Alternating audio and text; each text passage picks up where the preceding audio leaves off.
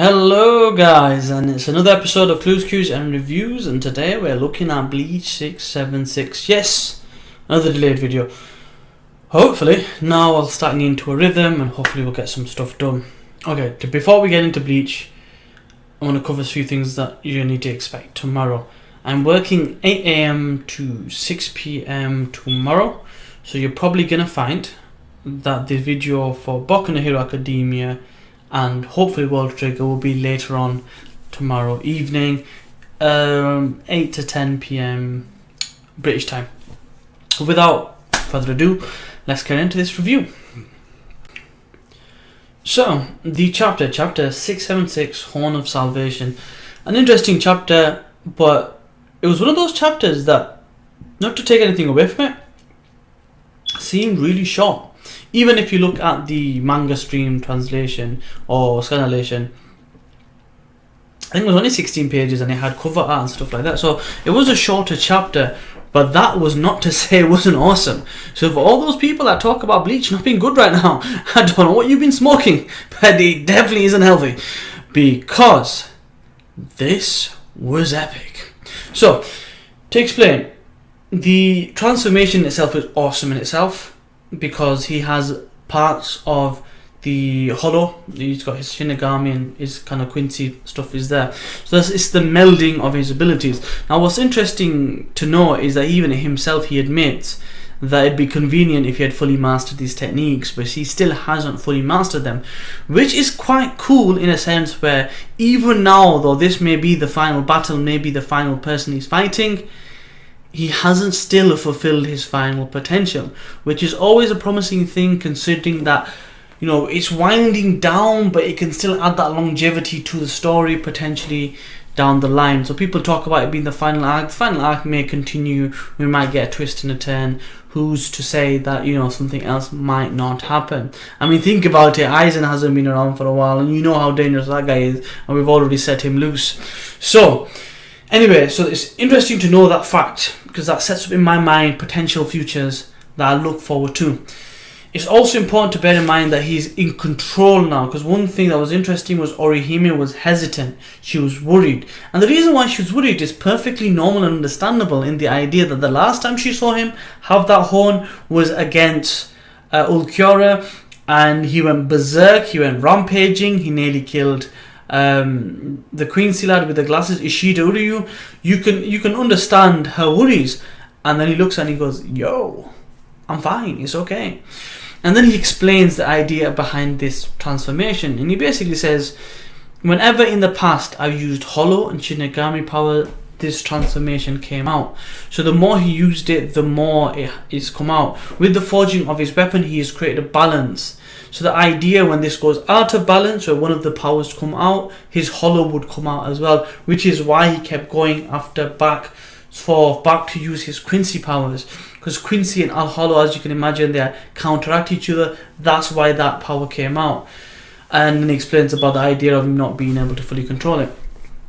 So Inoue Orihime, I remember last time I got this confused, because when you watch a lot of different anime and manga, and some things sound similar, and I don't really read much about Orihime recently, and I hadn't really seen the anime in a long time since it's finished, so I hadn't rewatched it. You get confused, so apologies. Her name is Orihime Inoue, and the person I was thinking about was Shirohoshi, which is obviously completely different. Anyway, apologies aside, let's move on. So it's interesting, because back kind of like, oh, what marvelous power, let me get out my sword. And I thought for a second he's going to use the Captain Commander's power, you know, Yujin Jaka. I thought that's what sword he was going to pull out. That was going to be his power. But before he could even release the sword, Ichigo, without hesitation, blocked the sword, pulled out his sword, and went for an attack. It destroyed parts of the building, but Back stopped it. Being how Back is, being the fact that he's like, you know, all gloating and ripping into your face like villains do, kind of dissing you a little bit. It was kind of funny when he was like, "Oh, is this all the power you've got?" And then it was Orihime that noticed that there was something different about this Getsuga Tensho. It kind of arced. It was a different type. It had something melded with it. And then it showed as he threw his Getsuga Tensho, there was energy from his horn, the Gran Ray Cero, which is obviously a hollow ability, and its translation is Flash of the Hollow King. What better way to fight against an enemy of the of a Quincy power than to use hollow ability, because hollows are poisonous to them. So it's now not a battle between Ichigo, the savior of the Shinigami, the savior of mankind. It's Ichigo, the king of hollows, versus Yuhabak, the king of Quincy's. Which king is going to be supreme? Who's going to be the pirate king? Oops, that's the wrong manga. Who's going to be the main king in Bleach? So it's quite interesting that they've specifically said the Hollow King. Is this the direction they're going to go? Remember, Aizen took over the previous Hollow King. Was he the number 3rd guy? The guy who had skeletons and whatnot? The 3rd Arankar. So it's interesting to see that they've used that name for him. Is that a foreshadow that potentially he's going to be that balance and he's going to live in Huacamondo to take over the Stern Ritter place that they've taken over? I don't know. It's interesting. It kind of sets a lot up potentially there. What also is interesting is the amount of damage. If you look at the attack, there was just sparks of hollow power there with his Getsu Tensho.